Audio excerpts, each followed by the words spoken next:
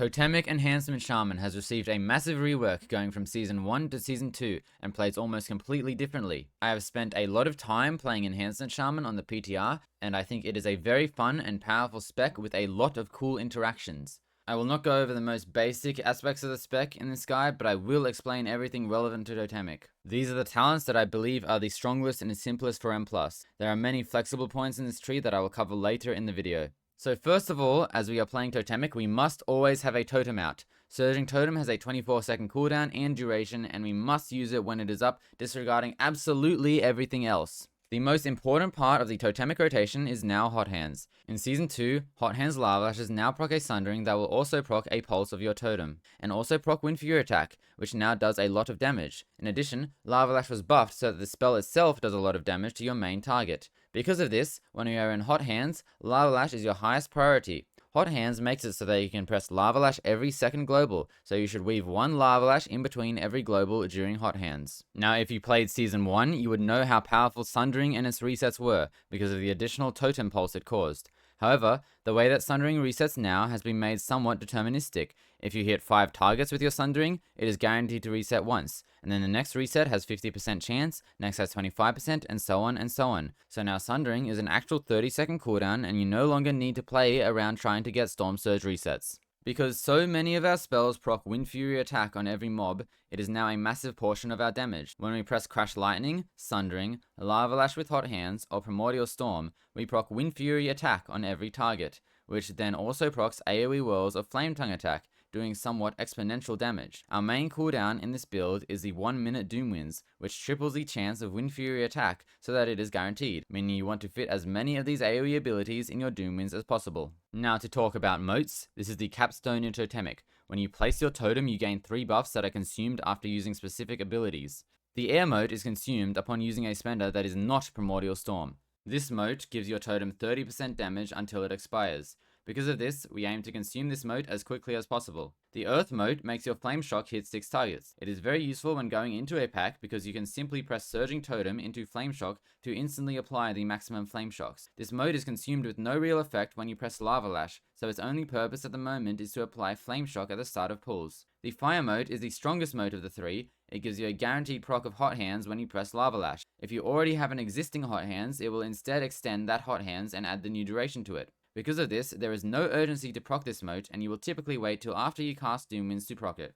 Primordial Wave has changed a lot in Season 2. It no longer has any interactions with Lightning Bolt and no longer applies Flame Shock or gives you a buff. Now, it requires all Flame Shocks to be active before you press it, and it will simply do damage to those targets and generate 5 Maelstrom. We take the entire Primordial Wave branch, which means we get Splintered Elements, so Primordial Wave grants us a large haste buff on AoE, and we also take Primordial Storm, which is a follow-up attack to Primordial Wave that is a spender that procs 3 separate AoE attacks. And because these can all proc Windfury attack, that means we want to always use Primordial Storm in Doom Winds if possible. On the topic of spenders, they are significantly weaker in Totemic than in Stormbringer. Our 2 main reasons to spend in this build is to proc the Air Mote and to keep uptime on the Legacy of the Frost Witch buff, which is a 25% buff to our physical damage. As this buff lasts 8 seconds, we spend a lot of time overcapped on Maelstrom, because our high damage attacks take priority over spending. Now that we know all of this, we can put together a priority list of our base spells. Our highest priority is Lava Lash with Hot Hands. In AoE, we would then spend if our Frostwitch buff was not up or about to drop. And then we would press Sundering, and then Crash Lightning. And then if we have no other AoE attacks, we would spend regardless of Frostwitch. If none of these AoE abilities are usable, then we use 2 abilities that are very low priority on AoE and only hit a single target. Unbuffed Lava Lash and Storm Strike. In single target, we again prioritize Hot Hands first, and then after that we simply spend at 10 regardless of the state of Frostwitch. We then would press Sundering over an unbuffed Lava Lash, over Storm Strike, over Crash Lightning unless your tier set stacks were about to fall off.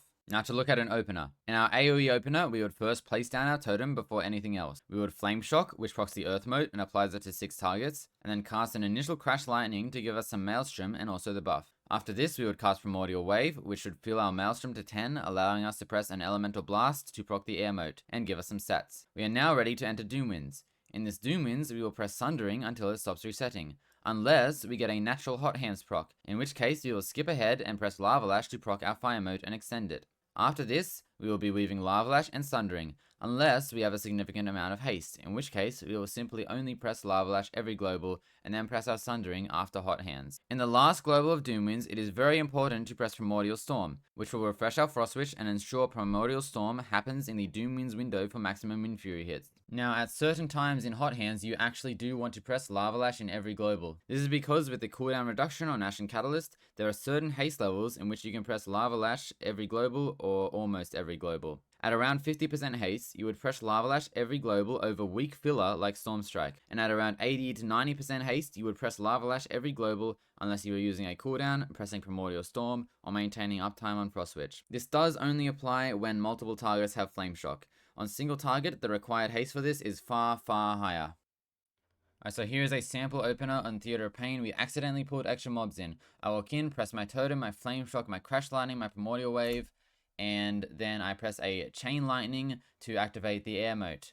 Now, as I press Doom Winds here, I realize that I have procced Hot Hands, so I'm going to forego pressing Sundering, and because we are in Lust, I have 118% haste. I am just going to press Lava Lash every global here. And I'm pressing Lava Lash every global. Now my Frost Switch has fallen off here, and my Doom Winds is 1 second left, so I'm going to press Primordial Storm here. And now that I'm out of Hot Hands, I'm going to press Sundering. And I have re-entered a Hot Hands, but because I am only down to 73% haste, I don't need to press Lava Lash every global, and I was pressing a Crash Lightning in between. Now to talk about the tier set. The 2 set is an entirely passive damage buff to Stormstrike, Lava Lash, and Doom Winds that fluctuates between 0 to 25%. You do not need to think about this. The 4 set is a bit more complicated. Firstly, it makes spenders have a chance to proc a half duration 4-second Doom Winds. Because it is random, there is not much that you can do to play around this except for possibly fitting in some AOE attacks if you see that it has procced. The second component is that each Doom Wind stick increases the damage of your next Crash Lightning. These stacks last 30 seconds, and typically you will very rarely go 30 seconds without having to cast Crash Lightning, so this tier set can be treated as essentially passive.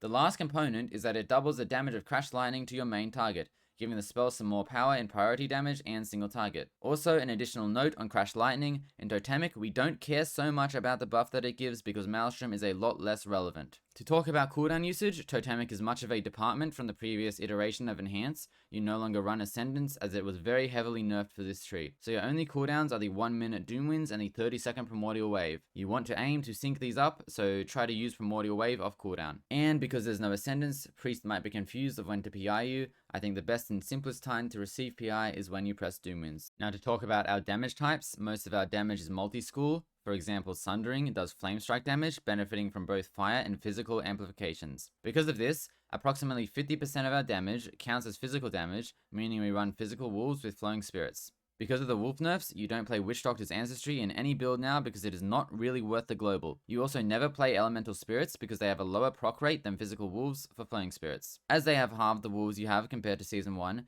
they are no longer a significant damage increase and can essentially be ignored and treated as a passive damage amplifier. The RNG with wolves is no longer very impactful and your damage is a lot more consistent. And because we are using physical wolves, we no longer have to worry about wolf count for Elemental Blast. Simply use Elemental Blast as your spender on single target or low target counts. Elemental Blast actually does a lot of damage because they buffed it baseline after they nerfed wolves. On large AoE pools outside of cooldowns, you still press Chain Lightning for its interactions with Crash Lightning, although when entering cooldowns, it can be worth to press Elemental Blast to proc the Air Mote because of the stats it gives. Now to talk a bit about our talent points, we actually have a lot of interchangeable nodes. Between all the green nodes on this image, we have 4 talent points to choose. Now I think all builds do want Elemental Blast, however, for simplicity, while learning, it is completely acceptable to talent out of it. I think Flurry is a strong node for more consistency in Hot Hands procs, and Lashing Flames no longer requires any tab targeting and is essentially a passive damage boost to Flame Shock, equaling about 3% overall. Now, Elemental Assault in the bottom gate grants you a lot of additional Maelstrom, but because Maelstrom is not so required anymore, it is not that strong of a talent in Totemic. It is still nice to take it to smooth out the rotation, although it is now completely acceptable to drop. Unrelenting Storms is a pure single target talent that does not benefit at all outside of one target situations, but it should be slightly better damage in single target to take this talent and prioritize Crash Lightning over Stormstrike. Storm's Wrath is a talent that increases your Windfury chance, however, you are already capped on chance during Doom Winds, so this only helps you outside of Doom Winds, and it is not actually that strong. And then there are Storm Blast and Storm Flurry, which buff your Stormstrike on single target. However, I don't think they are overly relevant in Mythic Plus situations. And on the hero tree, you can choose between supportive imbuements for more damage on big AoE, or pulse capacitor for more damage on single target. The difference between these is not very big. Now, there has been a lot of discourse about moving the totem. Not many people like babysitting a totem. It is definitely a lot less relevant than last season. The totem itself only does about 3 to 5% of your overall damage now, so it is not such a big deal if it is not on the mobs for a short amount of time. Additionally, they have made it so that Surging Totem, when active, replaces itself with a 6-second cooldown ability to teleport the totem to you, meaning you have 2 spells now that can move the totem. To talk about things that don't matter for this build, there is a talent in the tree called Lively Totems that randomly procs some Searing Totems. These are entirely passive damage and you can ignore them completely. And as always, as we are not running Hailstorm, Frost Shock does pitifully low damage, so we do not talent it. We do need to talent Lava Burst in this build though, as we are running Elemental Blast. Now, I don't want to talk too much about gearing right now because some things are uncertain, but we are playing Enhancement Shaman, so we do want Haste and Mastery. We have so many stats this season that we should be able to get about 20k in both Haste and Mastery, and you can use any flask you want that helps you to get these stats. And also, these are some trinkets to look out for, however, this is not a comprehensive list. And if you're interested in a full single target raid build, this is it. Funnily enough, you don't run Crash Lightning or Sundering at the moment, and you focus entirely on Stormstrike damage talents. If you ever have a second target, you probably won't play this build though.